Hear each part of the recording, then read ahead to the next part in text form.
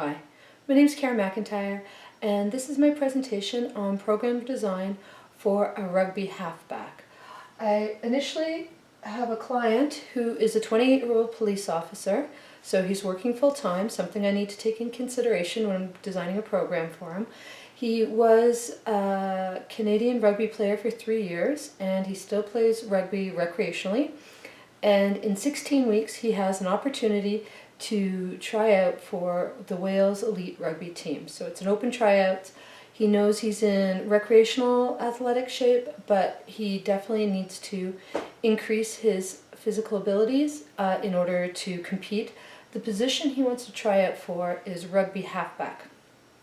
This is an interesting position for this is an interesting position for rugby players because the halfback is not as involved in the scrums and in the tackling as other players. He is much more of a runner and a tactical position, so he'll be setting up a lot of the plays, he'll be passing a lot, that's his primary goal, as well as he'll be the person who puts the ball into the scrum. He's not involved in the pushing in the scrum. So halfback is a little different. The reason the tactical part is important is he has to be able to be all over the field, so his aerobic endurance needs to be higher than the other players. Also, he needs to be very agile, very fast with his sprint starts and stops, because he does need to be picking up and throwing the ball very quickly.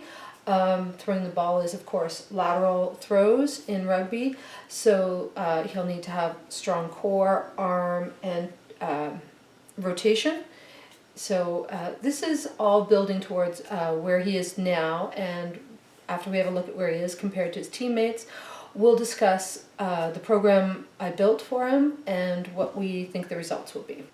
Physiological priorities, we're going to look at his anaerobic capacity, maximum power, speed, sprint momentum, which is a little bit different than speed. That is a combination of speed and power, very relevant for rugby as it's a very power sport, and his aerobic capacity as well. Injury analysis of rugby is we are to expect injuries, so his program will be designed to prevent the most serious injuries if that's possible, as well as help him in his recovery if these injuries do occur to him.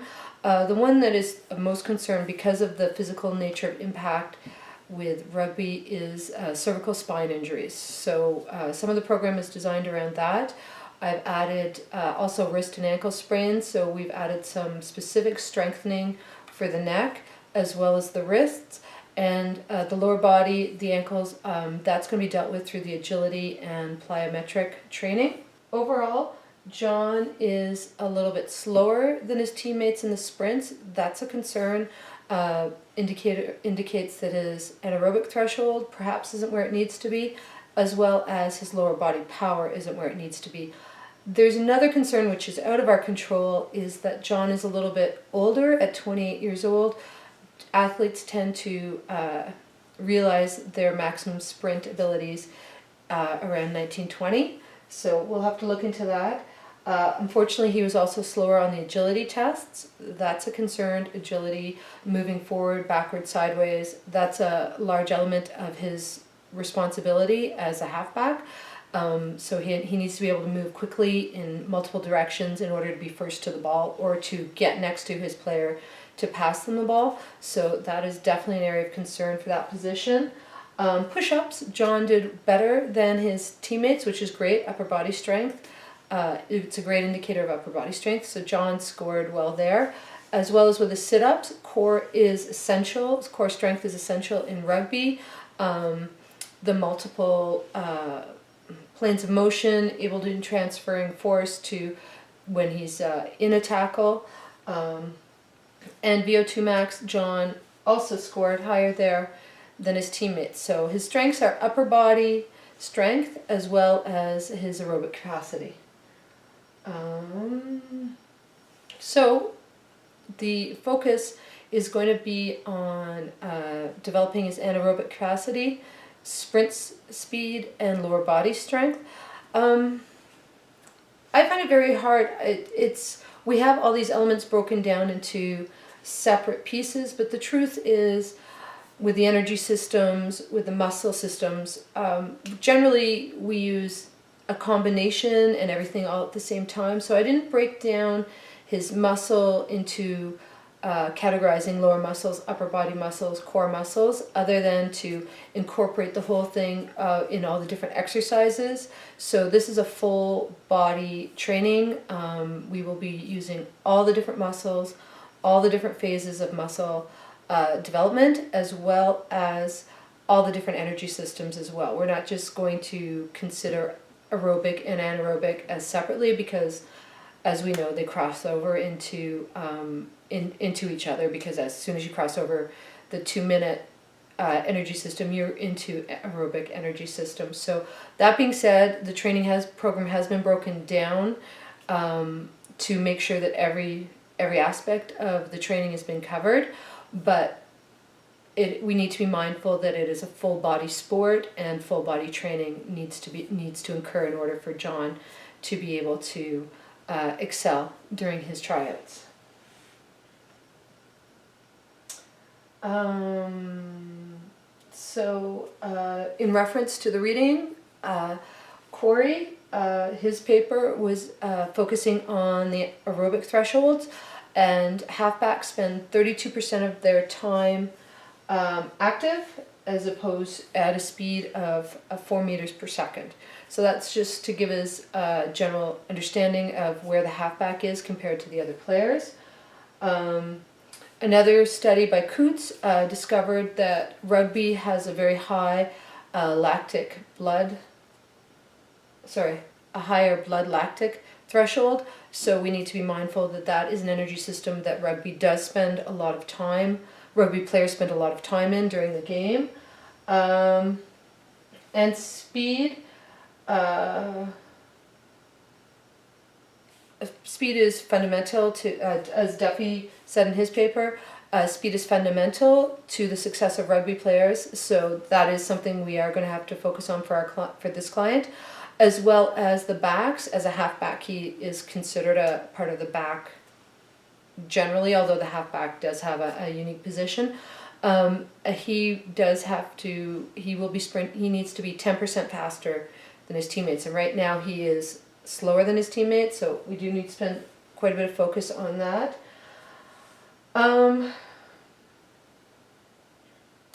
Strength and power, so agility and power are combined in rugby, and it is essential to improve the running velocity, the ability to change direction, and the force produced in the scrum. Now, halfbacks are not supposed to be in the scrum, but that is still an element he'll be tested on as he tries out for a position, so we need to be mindful of that.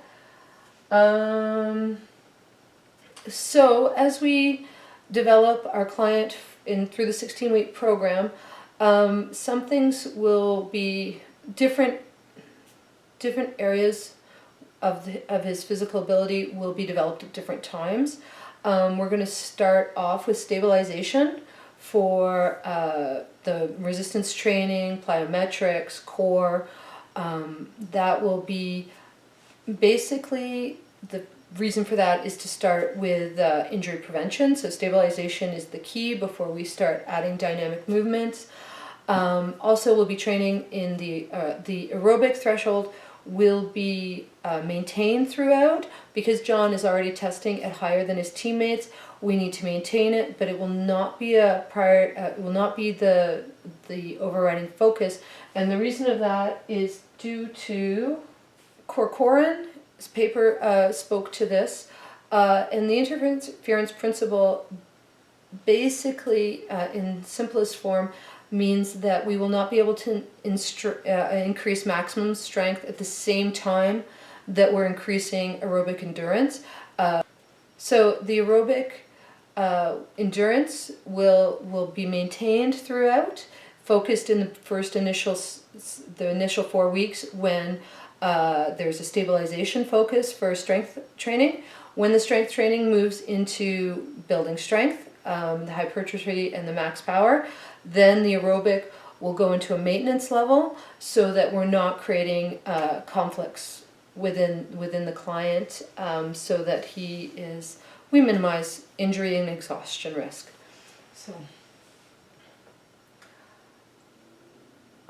So as we discussed earlier, anaerobic training is a focus. Rugby has a high demand for lactic acid, blood lactic threshold.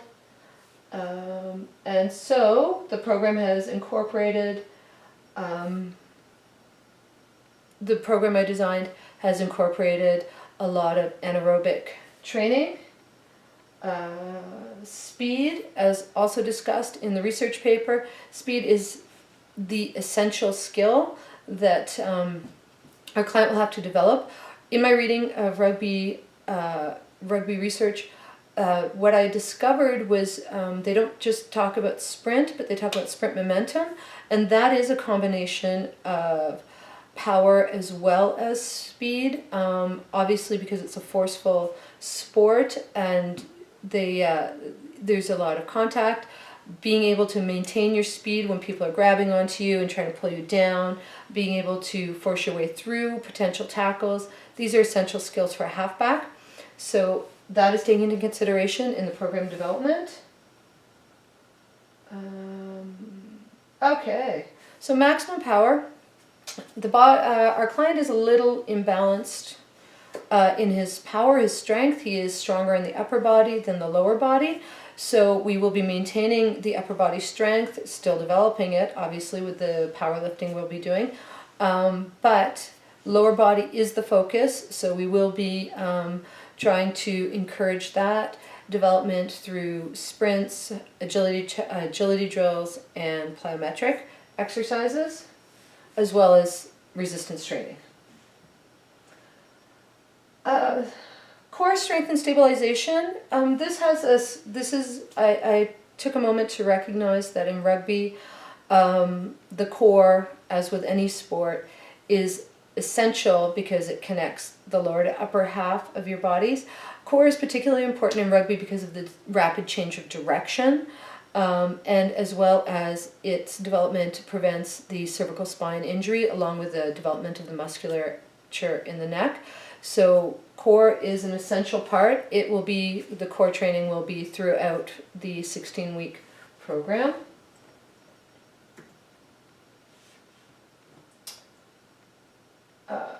Plyometric. I broke plyometric away from everything else because in my reading and in my opinion, I think plyometric training is a fundamental training tool to be used with rugby in particular because it combines power, speed, explosive power, and that is, I think, the skill, the physical ability that will differentiate our client from the other potential teammates he'll be competing against. I also included rugby training during my training sessions. In my research, it was discovered that the combination of sport-specific training along with the supportive training that I would be providing produces greater results. So one does not want to do exclusively sport training or exclusively physical adaptation training. One wants to make sure that there's always a combination of the two ongoing during pre-season training.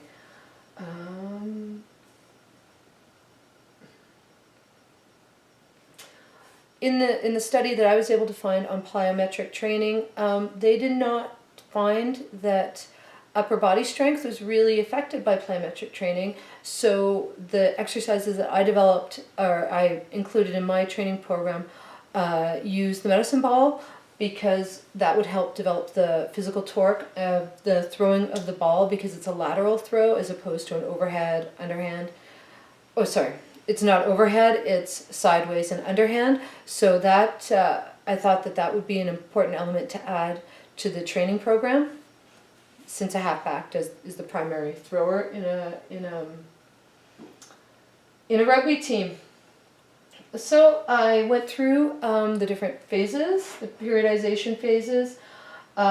We started with resistance, plyometric, sprinting, and agility training. As you can see, with the sprinting, I included the aerobic training, the endurance training, in for the simplicity of creating the chart. And it is the focus for the first 4 weeks is to keep the VO2 max threshold, VO2 max ability of the client as high as possible, and make sure that we have a strong stabilization base as we move forward with our training, bringing up the more dynamic movements, as well as increasing the resistance weights. As we move into the strength training phase, the resistance training comes up, the plyometric also comes up with the agility. I didn't want to let those diminish because they are such an important element for rugby, as well as our client is particularly weak in those areas, so I felt that my research showed me that it would be important to carry that on and slowly progress it. But I did drop back on the running drills as well as the distance covered in the running.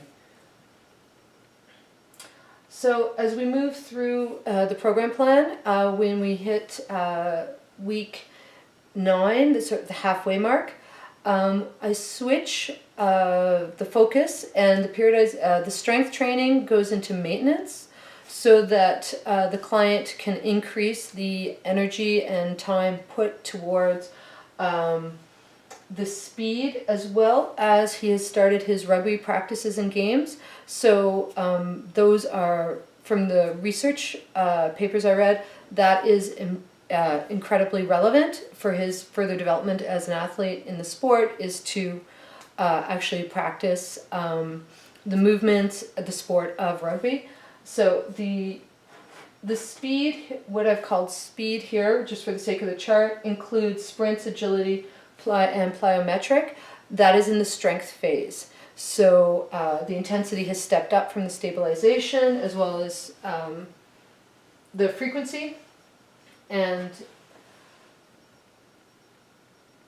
all right, and then we move into maintenance and power. So again, the resistance training is in maintenance. In fact, it will diminish in the 15th week, and we won't have any resistance training in the 16th week. That's the taper week, which is really important pre-competition, to have a week where the rest intervals have increased.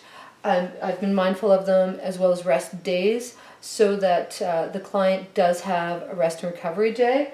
While he's playing rugby games, the day after is always off for him, so he's a rest day after his competition, after his game days. The speed, which is representative of the power phases for sprints, agility, and plyometric, is at its most intense. So that's in the power phase, and the resistance is, as you can see, diminishing. It's in a maintenance phase. There we go. So during the last week, the week pre tryouts, I have, in order to prevent injury, prevent any possible fatigue that may have built, as well as get him increase the energy reserves within the client. We have no resistance training for the week. There is no rugby game, the increased likelihood of injury. I wanted to prevent that. He has 2 practices so that his skills are still as sharp, and there's 2 long runs.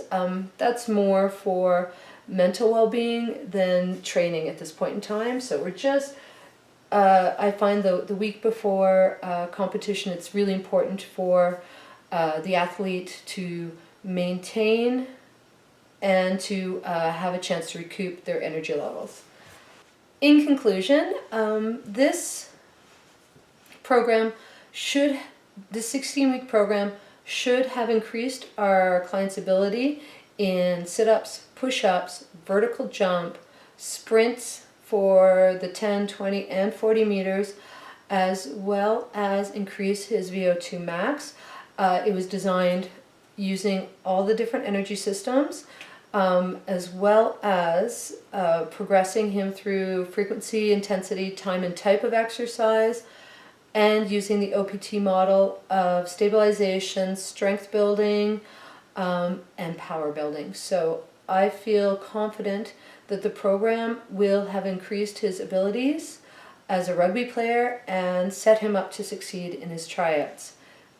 Thank you. Oh, and I've included the video of the different periodization phases. I selected the plyometric squat, and the reason I chose that was because I felt that with lower body power being so essential for the halfback and for our client's development, I wanted to take that through. So we started with the squat jump with stabilization, the squat jump for strength, the split squat in the power phase, and also the double leg hop again in the power phase.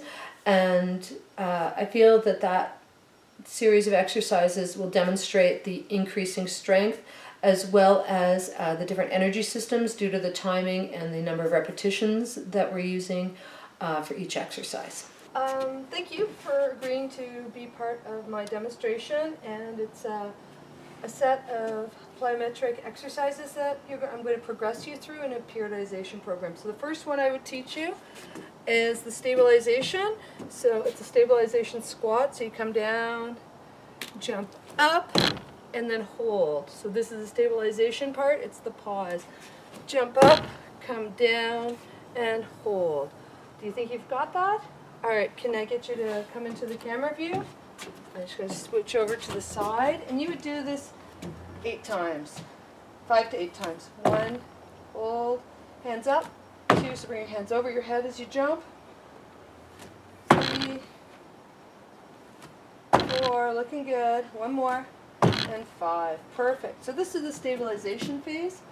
We're going to move on to squat jumps, and squat jumps very similar to the stabilization jump, but with the squat jump, it's bring it back down and just keep it going. There's no pause, just repeat, and that would be for 8 times. Any questions? All right.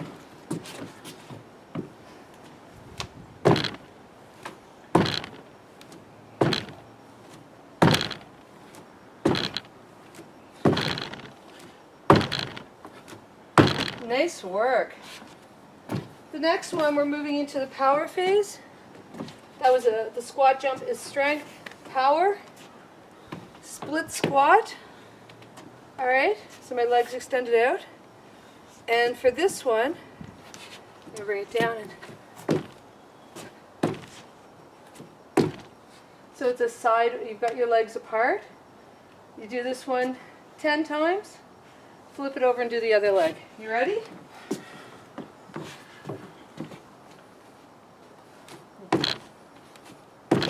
Looking good.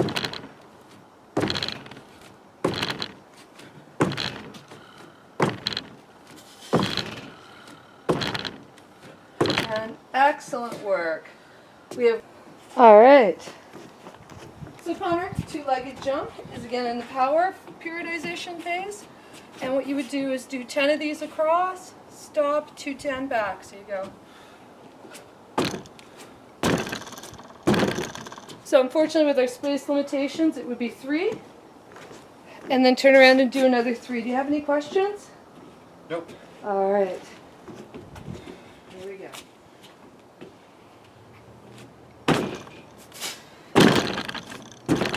Excellent work.